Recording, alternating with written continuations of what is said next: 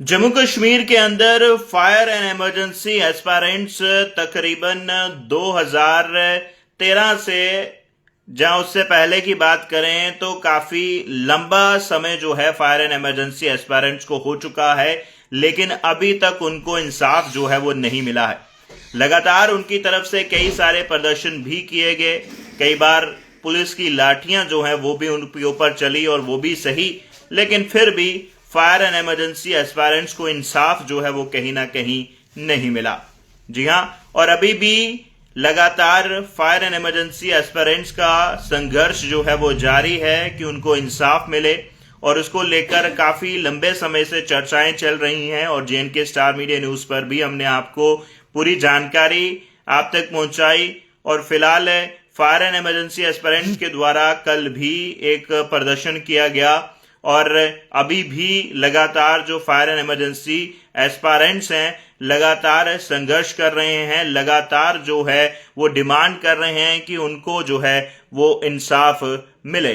लेकिन कहीं ना कहीं जो जानकारी जो इंसाफ उनको मिलना चाहिए वो अभी भी कहीं ना कहीं डिले होता हुआ नजर आ रहा है। यानी कि साफ तौर पर तारीख पे तारीख जो है वो उनको मिल रही है, लेकिन इंतजार जिसका है वो चीज जो है उनको अभी तक नहीं मिली है।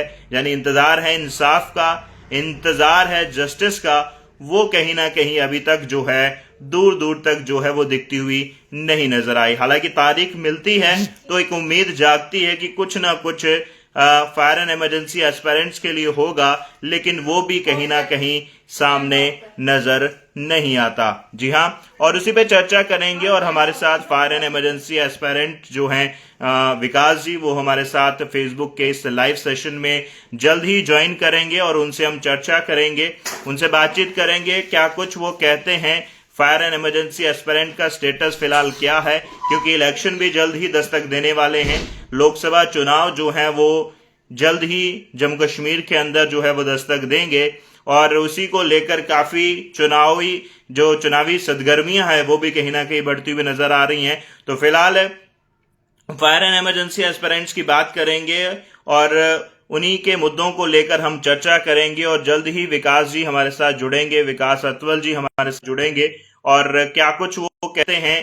फायर एंड इमरजेंसी एस्पिरेंट्स का संघर्ष तो लगातार जारी है और उसकी तस्वीरें भी आप तक लगातार हम पहुंचा रहे हैं, किस तरीके का संघर्ष जो है उनकी तरफ से किया जा रहा है, और क्या कुछ उनकी समस्याएं फिलहाल अभी भी जो है वो चल रही हैं। हालांकि कई सारे ऑफिशियल्स के साथ वो मिल चुके हैं, कई सारे लेटर्स की बात करें, जब मेमोरेंडम्स की बात करें तो उनकी तरफ से दिए गए हैं, लेकिन कहीं ना कहीं जो एक रिस्पांस मिलना चाहिए वो कहीं ना कहीं नजर नहीं आया। तो फिलहाल विकास जी हमारे साथ फेसबुक के लाइव प्लेटफॉर्म पे ज्वाइन कर चुके हैं। विकास जी, बहुत बहुत स्वागत है आपका जेएनके स्टार मीडिया न्यूज पर।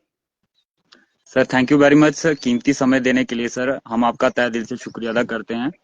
सर हम पिछले आपने देखा कि 10 सालों से ये मुहिम चलाए आ रहे हैं कि जिसमें हम एक ही चीज मांग रहे हैं कि एक प्रोसेस है, सिर्फ आप रिक्रूटमेंट के लिए बार बार एडवर्टाइज करते जाते हैं, लेकिन एक फायर एंड इमरजेंसी की ऐसी रिक्रूटमेंट है जो कि 2013 से प्रोसेस चला आ रहा है, लेकिन उसको प्रोसेस को कंप्लीट करने में ये एडमिनिस्ट्रेशन यहाँ पे आपको सामने दिख रहा है कि वो इस चीज को पूरा नहीं कर पा रही है। किन कारणों से पूरा नहीं कर पा रही है हमने वो कारण भी बताए, और यहाँ पे किस तरह की धांधलियां पाई गई। 3 बार हम लोगों ने यहाँ पे फिजिकल रिटन टेस्ट दिया, 2 बार यहाँ पे फिजिकल दिया, लेकिन उसके बावजूद आपने देखा कि अभी तक जो है वो प्रोसेस सही ढंग से पूरा नहीं हो पाया। 2020 में किस तरह बड़े पैमाने पे यहाँ पे धांधली पाई गई, हर एक प्रूफ इनके हाथ में दिया गया। अभी तो हर चीज की यहाँ पे हद पार की गई है।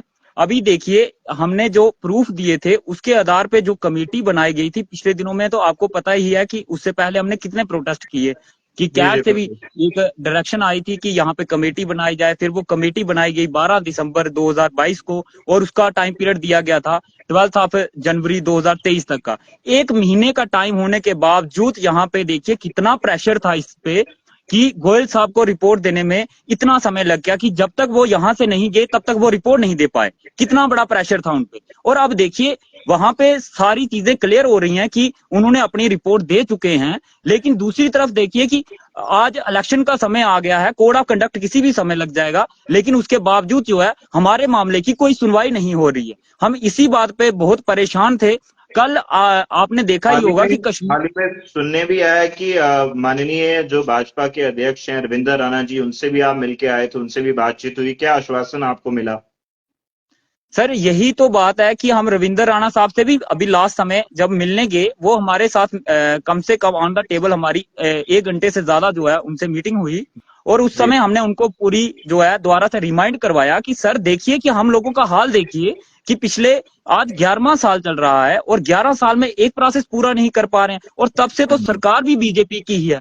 अगर किसी और पे लाशन तो नहीं लगा सकते। और अब यहाँ पे गोयल साहब रिपोर्ट देके गए हैं, तो आप उसके ऊपर कार्रवाई क्यों नहीं कर रहे हैं? फिर उन्होंने उसी समय कहा कि आप हमसे क्या चाहते हैं। मैं सर आप ये बताइए कि हमारी रिपोर्ट इस समय कहाँ पहुंची है। उन्होंने उसी समय जो है राजकुमार गोयल साहब को कॉल लगाई और उनसे पूछा कि बताइए कि इनकी जो है रिपोर्ट का क्या हुआ था, ये मेरे पास बार बार आते हैं, आप कृपया करें हमें बताइए कि इनकी रिपोर्ट आप दे के गए हैं कि नहीं। उन्होंने स्पष्ट लफ्जों में कहा कि मैं रिपोर्ट दे के गया हूं और यहाँ पे मैंने चीफ सेक्रेटरी साहब अटल डुल्लू साहब को ये रिपोर्ट सबमिट की थी जाने से पहले।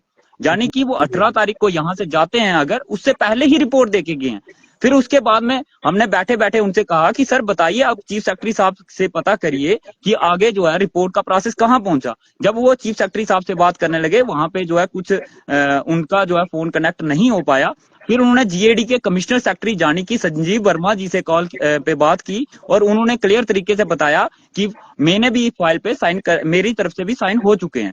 तो अब आप बताइए कि जीएडी में भी प्रोसेस हो चुका है, जो कि अपनी रिपोर्ट भी दे चुके हैं, पहले रिपोर्ट में इतना समय लगा, अब हमें कितना वेट करना होगा। और दूसरी तरफ बात करें यहाँ पे इलेक्शन का, जिस तरह का माहौल बनाया गया है, हर तरफ सिर्फ यही चीजें बताई जाती हैं कि जल्द ही सबके मसले हल होंगे, लेकिन हमारे मसले के बारे में क्या होगा? 11 सालों से हमारे ऊपर क्या बीत रही है? सड़कों पे हम लोगों डंडे खा रहे हैं। और कश्मीर में कल तो इन्होंने हर चीज की ह्यूमन राइट्स के दो हर तरह से दिवाने की कोशिश की गई है वहां पे। कल अभी हमारी तरफ से सिर्फ एक मीटिंग हो रही थी, वहां पे ये पुलिसकर्मी वहां पे पहुंच के पहले ही उनपे जो है इस ये तरह से जो हमला किया गया, अभी यानी कि रिसेंट जो जी अभी इस तरह रिसेंट से। कश्मीर में हुआ। जी जी, पिछले कल की बात है। वहां पे अभी हमारे कुछ एस्पिरेंट्स इकट्ठे हुए थे, क्योंकि हम लोग बहुत परेशान थे। लास्ट समय अभिनव साहब ने कहा था कि हम जो है गवर्नर साहब से मिलके आपको कुछ जानकारी देंगे, इसके बारे में बताएंगे कि इसका प्रोसेस कब तक हल होगा। लेकिन उनका जब हमने बात सुनी, हम बड़े शॉक हुए उस चीज को सुन के कि वो कहते हैं कि गवर्नर साहब कह रहे हैं अभी इनकी रिपोर्ट सबमिट नहीं हुई है। इसी चीज को लेके हम लोग बहुत परेशान है। आप बताइए यहाँ पे सच कौन कह रहा है? अभिनव साहब सच कह रहे हैं कि गवर्नर साहब ये कह रहे हैं? अब या रविंद्र राणा साहब जिनको फोन कर रहे हैं, गोयल साहब सच कह रहे हैं? या फिर जो हमने खुद स्टेटस चेक किया है जीएडी में, तो क्या वहां से वो सच है, या अटल डुल्लू साहब सच कह रहे हैं? इनमें से कौन जहाँ सच कह रहा है, कौन झूठ कह रहा है? किसको शील्ड जहाँ किया जा रहा है? जी जी, जहाँ सीधा सीधा बस टालने की कोशिश की जा रही है, एक एक साइड से दूसरी तरफ टालने की कोशिश की जा रही है बस। सर इसी चीज का तो अफसोस है, कल इसी पे मीटिंग चल रही थी। अभी हमारा कोई प्रोटेस्ट का हमने इसके बारे में नहीं सोचा था, और ना ही हमारा कुछ आगे का ऐसा कोई प्रोग्राम था। लेकिन वहां पे पहले ही पुलिस कर्मियों ने उन लोगों को मार पीट के भगाया है, और वहां पे मीडिया कर्मियों को पहुंचने तक नहीं दिया गया। अब आप बताइए कि हम अपनी आवाज किस तरह से बाहर रखेंगे, जी। हम किस तरह से बताएंगे, और हमारे बारे में कौन सोचेगा? अगर बात करें 2014 से तो भाजपा सरकार की यहाँ पे मरकज में सरकार है, और दूसरी तरफ बात करें 13 से तो इसका प्रोसेस चल रहा था। तब से हर बार तो घोटाला बीजेपी की सरकार में हुआ। बड़े बड़े नेताओं के यहाँ पे बयान आते रहे हैं कि बैकडोर एंट्रीज को लेके, और गवर्नर साहब का बयान भी कि एक भी नियुक्ति गलत तरीके से हुई है, हमें बताइए। अरे एक नियुक्ति की बात करते हैं सर, हम ये पिछले दिनों से 1000 बार कह चुके हैं, 6928 एस्पिरेंट अगर एग्जाम में बैठे हैं, सिर्फ उस चीज को देखें तो 7003 की सिलेक्शन लिस्ट बाहर कैसे आ रही है? विटनेस यहाँ पे सामने है, सब बिल्कुल कुछ यहाँ बिल्कुल। पे है। सर इसी चीज को लेके हम बहुत परेशान हैं। तो हम हमारी लास्ट में यही गुजारिश है कि हमारा मसला जल्दी से जल्दी हल करें, क्योंकि अगर कोड ऑफ कंडक्ट लगता भी है, हमारे पास मरने मिटने के बिना कोई भी ऑप्शन नहीं बचेगा। तो इसलिए हम फिलहाल रोडों पे। जी जी जी जी। बिल्कुल। तो फिलहाल एलजी साहब से मिलने की कोशिश जो है वो आप कर रहे हैं। मैंने जो मेरे पास जानकारी है कि आप एलजी साहब से मिलने जा रहे हैं, जो क्या अड़चने क्या आ रही हैं एलजी साहब से मिलने के लिए, जो क्या कुछ आप उनसे अभी मांग करना चाहते हैं? सर एलजी साहब से हम एक बार नहीं 1000 बार उनके लिए मेल डाल चुके हैं कि हमें एलजी साहब से मिलना है उनके लिए, वो हमारी मेल का जवाब ही नहीं देते। और जहां तक हमें अभिनव साहब ने पिछले जब स्टार्टिंग के दौरान मिलाया था, जब हमें कमेटी बिठानी थी उस समय हमें अभिनव साहब ने मिलवाया था, लेकिन अभी अभिनव साहब ने भी हमें उनसे नहीं मिलवाया है। वो खुद मिले थे और उनका जवाब इस तरह का आ रहा है। अब आप बताइए कि हम इस गवर्नमेंट के सामने जो है अगर हम रोड पे उतरते हैं तब इनको दिक्कत है, क्योंकि अब हमारे पास तो ऑप्शन नहीं है। आप हमसे मिलोगे नहीं, रोड पे हमें उतरने नहीं दोगे, तो आप बताइए कि हम लोगों को तो इन्होंने एक तरह से वो कहते हैं ना कि हमें फिर से आजादी की लड़ाई लड़नी पड़ रही है यहाँ पे। हम खुद सब कुछ इनको जो एजेंसियों का काम है वो सारे प्रूफ हम खुद से देके गए हैं इनको, लेकिन उसके बावजूद हालात देखिए आज किस तरह के बनाए हुए हैं। जी जी बिल्कुल। तो फिलहाल दर्शकों आपको जानकारी देते चलें, और ये जो बर्निंग इशू है लगातार काफी पुराना है, काफी लंबे समय से फायर एंड इमरजेंसी एस्पायरेंट जो हैं अपनी मांगों को लेकर, अपने हक को लेकर जो है लगातार प्रदर्शन कर रहे हैं, और सिर्फ उनको तारीख पे तारीख मिली है लेकिन उनको जो न्याय मिलना चाहिए वो अभी तक नहीं मिला है। और कहीं ना कहीं अगर अपनी आवाज उठाने की कोशिश भी करते हैं, प्रोटेस्ट करने की कोशिश करते हैं, तो उसको भी कहीं ना कहीं रोका जाता है। जी विकास जी। सर हम एक बात कहना चाहेंगे कि अगर इसका 3 दिन तक मसला हल नहीं हुआ, हम लोग चुप शांत बैठने वालों में से नहीं है। हम 10 सालों से हम अगर उस चीज के लिए न्याय के लिए लड़ रहे हैं, हम किसी का हक मारने के लिए नहीं लड़ रहे हैं। बिल्कुल हमारी सीधी सी डिमांड है, अगर ऐसा नहीं हुआ, चाहे कोड ऑफ कंडक्ट लगता है, कुछ भी होता है, हम लोग हंगर स्ट्राइक पे बैठ जाएंगे। उसका जो है जब तक हमारा मसला हल नहीं होगा हम लोग बाहर नहीं आएंगे वहां से, हम वहां से नहीं उठेंगे। हमारा लास्ट यही रहेगा।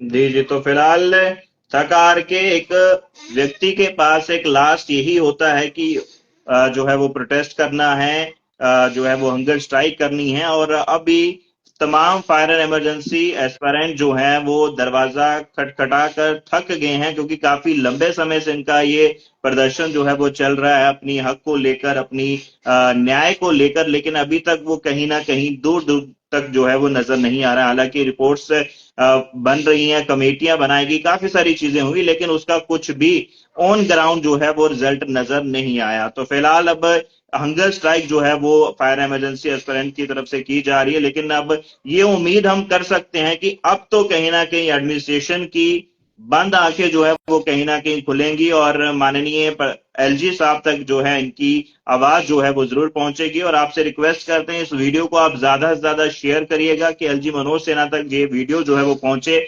और फायर एंड इमरजेंसी एस्पिरेंट जो हमारे भाई काफी समय से प्रदर्शन कर रहे हैं और उनका मसला जो है वो कहीं ना कहीं हल हो। बहुत बहुत शुक्रिया विकास जी जुड़ने के लिए। Thank you. Thank you very much sir, thank you.